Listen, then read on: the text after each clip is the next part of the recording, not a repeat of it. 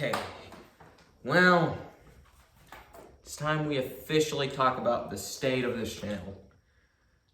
I've kind of danced around this saying that I would finish some of the series I started, finish some projects, do things in the future, but sometimes when you start a project, later on you're a completely different person before you can finish it.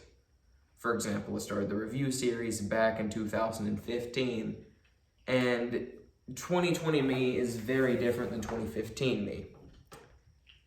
I mean, obviously it's a 5-year difference. You're obviously going to experience a lot of changes.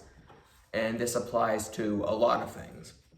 And I'm going to go series by series and explain the current state of the series that I'm working on, be it the review series or any of the stop motion stuff, etc.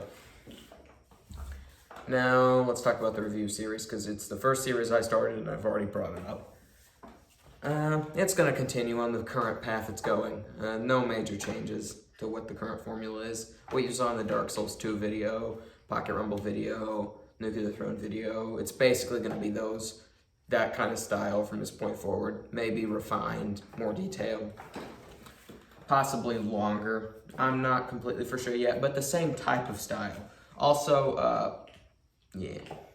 I was about to say also, then reach down and pick up something, but now I can't. Oh, and also, okay, now I can. It's back. Okay, bye. Yeah, I'm in the garage area, the area I film in, and there are cabanos, which is kittens, all over the ground in here. And there's about 4 of them here. And they just like to run around and do weird stuff. So if you occasionally see me look at the ground or do something, or just like,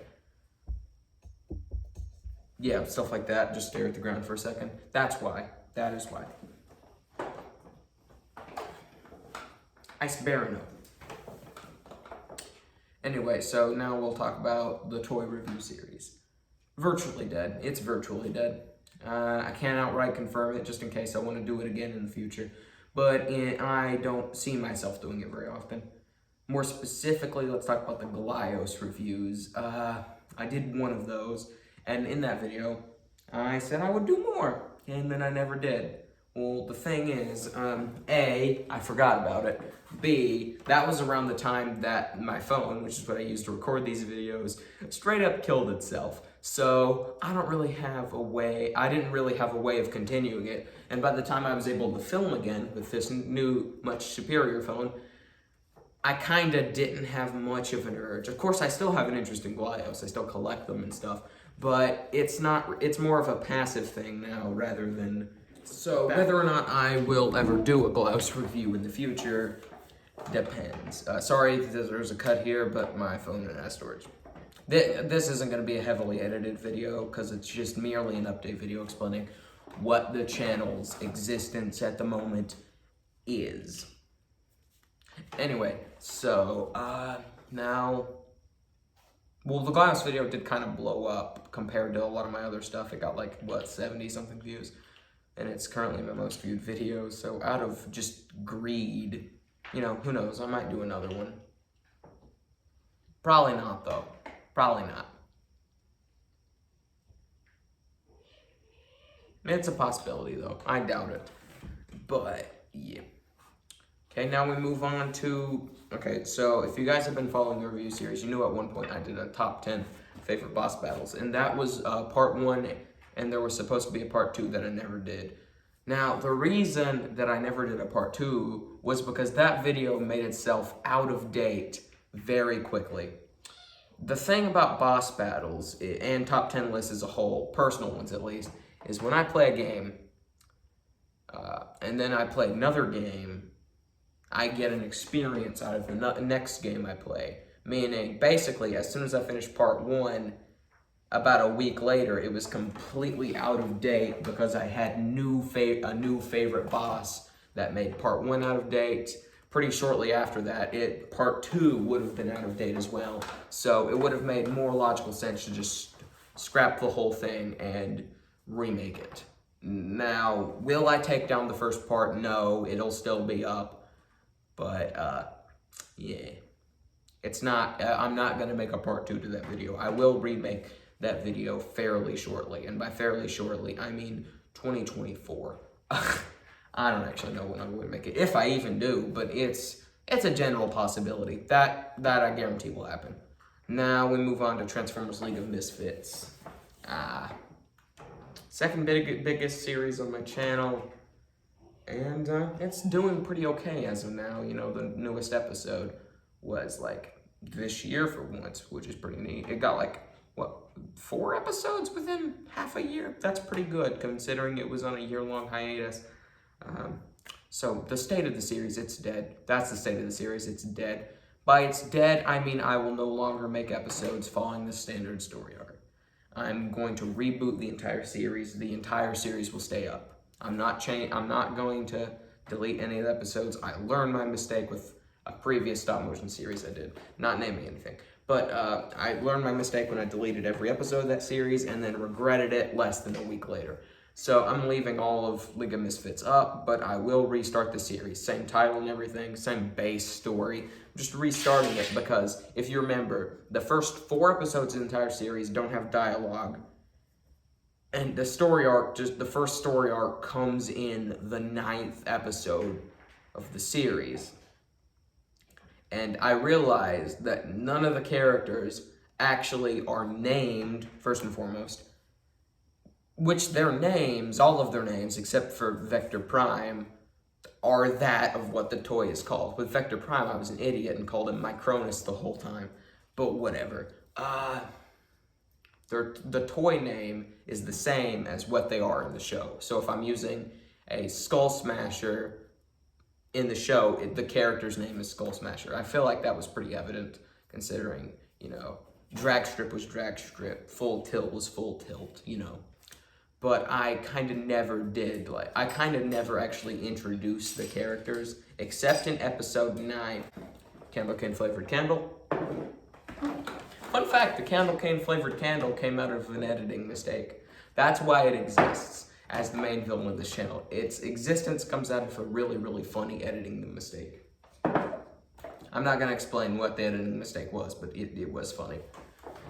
So, talking about Preverse now. Preverse is dead. I'm straight up saying it. I was reluctant to say that the toy review series was dead if I ever came back to it. Preverse is dead. I'm never doing any other episodes in the future. Preverse is dead. Not getting any other uploads. Again, not deleting it, but it's dead. There is not going to be an episode 4, probably ever. If I do revisit the concept ever, it's going to be starting from scratch. There's not going to be a continuation to what's currently going on, which is a shame considering Preverse is pretty